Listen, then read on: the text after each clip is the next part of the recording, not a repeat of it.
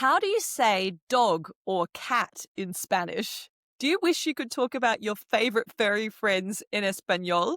Well, stick around because today we're learning how to talk about pets in beginner's Spanish. Welcome to Spanglish Friends, the podcast for true beginner Spanish learners. Hola amigos, I'm Val, your experienced Spanish teacher and co-host from Venezuela. And I'm Em, your Australian co-host who's been learning Spanish for 10 years. We'll help you get confident listening and speaking beginner Spanish with content you can actually use in real-life conversations. Subscribe wherever you listen to podcasts and follow us on socials at Spanglish_friends. Let's get started. Comencemos.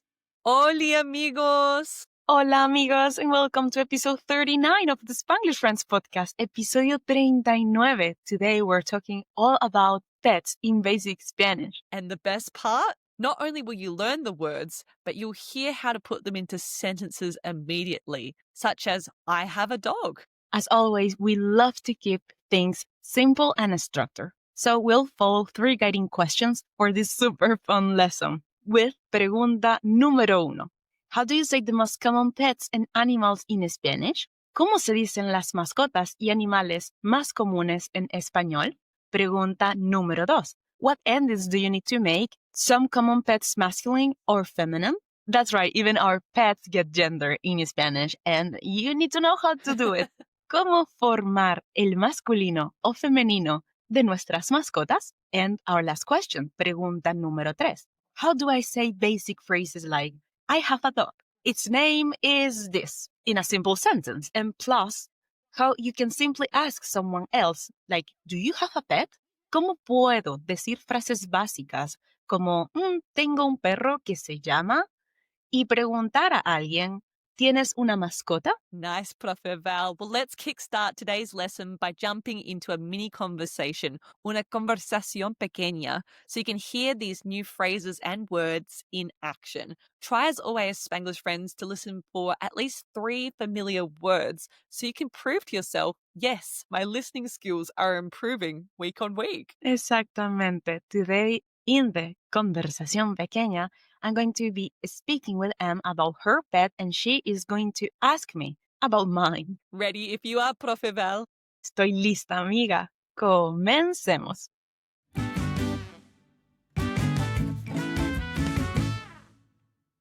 Val, ¿tienes mascotas? Hola, Em. Sí tengo. Tengo una perra. Se llama Candy. Ella es pequeña y es muy tierna. ¡Ay, qué linda!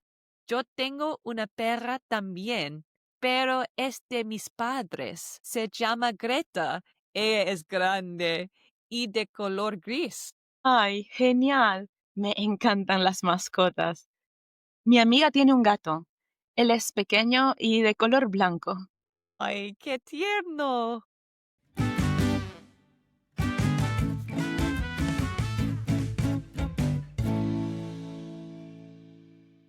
Did you catch some new words for our furry friends like perra and gato? These are our pets in Spanish. Let's break down this conversation by diving into our first question of today's lesson.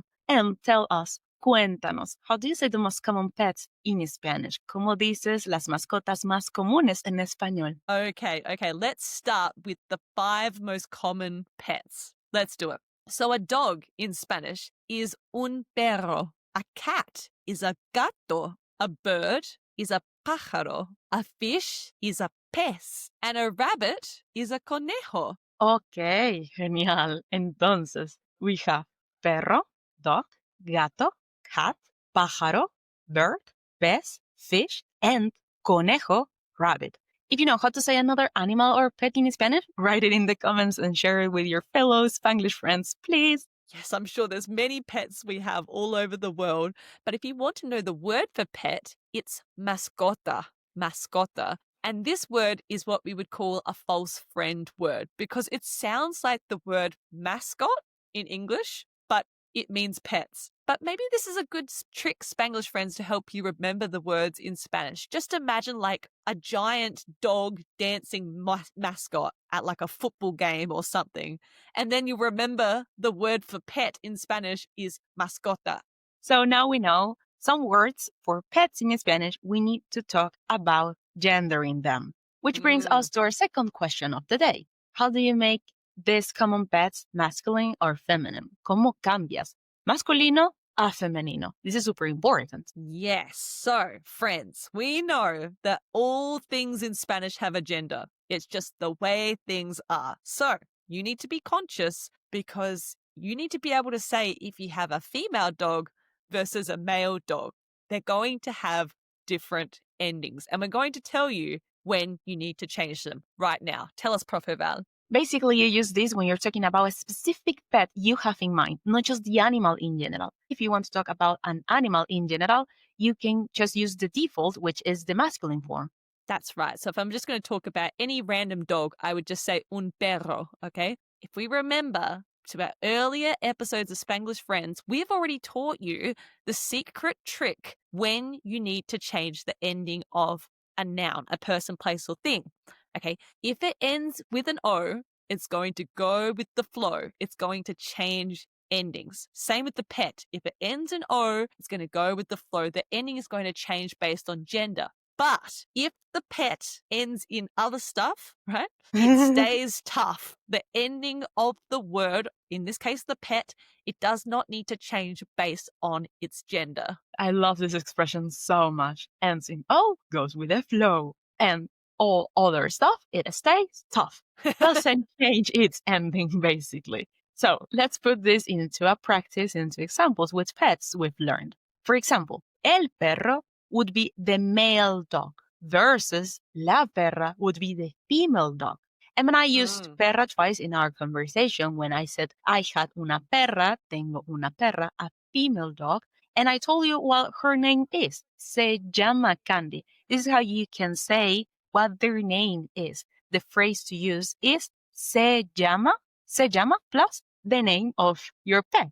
So we have perro for a male dog and perra for a female dog. That's a good way to practice rolling your R's with dogs.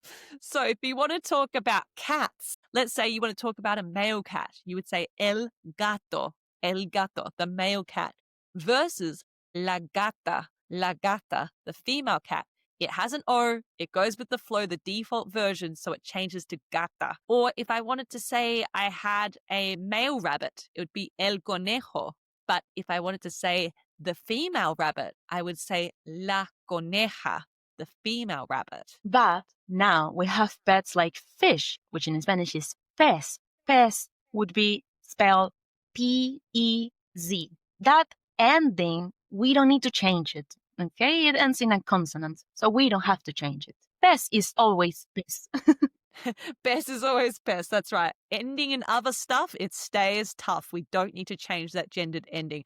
And you're probably thinking, friends, wait, we learnt another animal before, pájaro, which means bird. And look, Val and I were talking about this before. Normally people just say pájaro. It would be very, very rare to say pájara. In fact, I don't think Val's ever used it in her life as a native speaker, unless maybe you're a bird expert and you can tell the gender of the bird easily.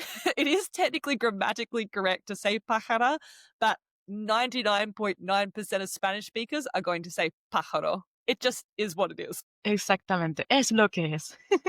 I want you to understand this concept as a beginner, but please don't freak out if you get it wrong, okay? Using the default form, like gato, perro, conejo, is completely fine, and a native speaker will understand you 100% what you are saying. Yes. I have definitely done this a lot of times. But the key thing is just if you're talking about a specific pet, that's when you should be using the gendered form. If you're just talking about the animal in general, go with the default, which is the masculine form, the ones ending in O typically. Okay, fantastic, Prof. Val. This brings us to our third and last question of today's lesson, which is how do you say things like, I have a pet, their name is this? Or how do you ask someone else, do you have pets? To tell someone you have a pet, use the structure tengo plus una plus the pet. So breaking this structure down, tengo comes from the verb tener, which means to have. So basically you're saying I have, yo tengo. And una is an article, which means like a pet, plus the name of your pet. You could say conejo, pájaro, etc. Is going to be for the male pet, and Una is going to be for the female pet. Un gato, una gata. For example, tengo un perro. I have a dog. Tengo una gata. I have a cat. Okay? Tengo una mascota.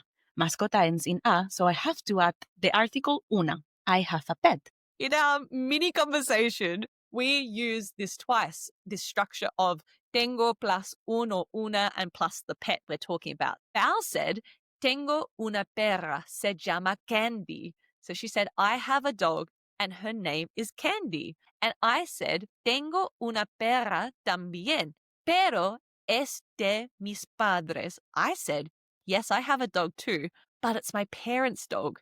Es de mis padres. Se llama Greta. I use that structure to say what my pet's name was. Se llama plus the name of the pet. Her name is Greta. And if you want to ask someone else, do you have pets? You can ask, ¿Tienes mascotas? Again, tienes comes from the verb tener, which means to have, and you're saying like you have, tienes, and mascotas, now we know, is pets. Now you can reply with things like, sí, tengo un gato. I have a cat. Mi amigo tiene una gata. My friend has a cat, a female cat in this instance. Like Val said earlier on, the world is your oyster. You can start structuring sentences together with the verb tener plus uno, una, and the pet that you're talking about. Nice. I think now it's time to break down our mini conversation. What do you think? Probably after this explanation, our amigos will be able to understand it top to tail. Absolutamente, Val. Vamos, vamos, let's do it. First, in our conversation, you might recall I asked, ¿Tienes mascotas? Do you remember what this question means, friends? It means, do you have pets? ¿Tienes mascotas? Which I replied, sí, tengo una perra. We learned this structure. Tengo una, I have a perra, female dog. Se llama Candy, I said. Her name is Candy. Then I want also to describe her a little bit more. Ella es pequeña y es muy tierna. She is small and very cute. Muy tierna. Nice description, Val. I added que linda, which is like how pretty. I followed with yo tengo una perra también. So I added también to say I also have a pet. I also have a female dog. But es de mis padres, we learned that means it's my parents' dog. Then I said her name, se llama Greta. And I described Greta. I said, ella es grande, which means she is big. I was describing what color her fur is. I said, y de color gris. She has gray fur. Oh, mi salchichona. My little sausage. She's so cute. She is like a chunky little sausage. I responded, qué genial. How great. And I added, me encantan las mascotas. I love pets. And I said, mi amiga tiene un gato. My friend, mi amiga, tiene un gato, has a male cat. And I described him by saying, es pequeño, he's small, y de color blanco, and he's white. And then I finished the conversation with a common expression when talking about pets you can use, friends, which is que tierno, which means how cute. Que tierno. Nice, amigos. Nice, Em. Our goal is to help you cement what you've learned today. So now let's recap the 3 key learnings, nuestras 3 cosas clave, and getting involved in our reto de la semana, our challenge of the week. Okay, so grab a pen and paper, friends, so you can write down these lessons and commit them to memory. Can you remember the first thing we learnt today, friends? You learnt how to say 5 common pets in español. What were they, Profe Val? Perro, dog, gato, cat, pájaro, bird, pez, fish, and conejo, rabbit. Secondly, you learnt if you're talking about a specific pet or animal, you need to change the ending of the word to match its gender. If it ends in O, it goes with the flow. You need to change it. If it ends in other stuff, it stays tough. You don't need to change its ending. Perro would become perra for a female dog. Gato would become gata for a female cat. Conejo becomes coneja for a female rabbit. Pájara is sometimes used for female birds, but we talk about it. Normally, we just say pájaro, as it's hard to tell the gender of birds. And pez, because it ends in Z and not in O, it stays tough and is always pez. And finally, friends, you learnt how to say if you have a pet, what's its name, and how to ask someone else if they have a pet too. Using the structure tengo plus un or una, depending on its gender, plus the pet. Like, tengo un perro. I have a dog. Tengo una coneja. I have a female rabbit. And to ask someone else, you can say, ¿Tienes mascotas? Do you have pets? And to tell the name of your pet, you can say, se llama plus the name. Its name is, and you say the name, el nombre. Nice. Now you can put what you've learned today immediately into practice and commit it to memory with our reto de la semana, our challenge of the week, Spanglish friends. Which is, tell us if you have a pet. You can say, tengo un perro. Tengo una gata. And if you don't have any, you can say, no tengo una mascota. I don't have a pet. We look forward to shouting out friends that comment in an upcoming episode. Yes. And speaking of fantastic friends, let's do our Spanglish friend shout out of the week. See, this week's shout out goes to Nirvana, who texted us via Instagram saying, found you guys from your podcast. I'm not necessarily a beginner, but I found your podcast so helpful with understanding concepts. Thank you, guys. This is so lovely. Muchísimas gracias, Nirvana. Yes, this comment definitely made our day. Thank you. And this is why we created this show in the first place, to help beginners and those who want to revisit the basics of Spanish to understand everything from scratch. We're glad you're enjoying the show. Absolutely. This encourages us to keep doing what we do. That's right. And spoiler alert before we head off, friends, next week, I can't believe it, Val, we are hitting our 40th episode. Episodio 40. That's incredible. And to celebrate, we are going to be doing another special video episode. Yes, yes, yes. And we know as beginners, you face situations all the time where you don't know how to say a specific word in Spanish or how to spell something in Spanish, or your mind is in blank because the other person is speaking so rapid fire Spanish and you just want them to slow down. Okay.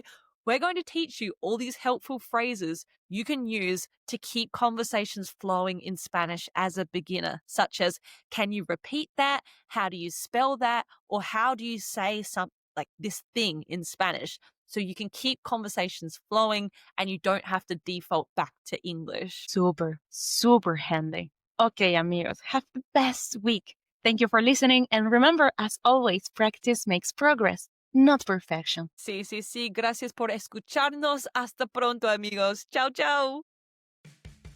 Thanks for listening to Spanglish Friends. We're both so proud of the time you're investing to level up your Spanish skills.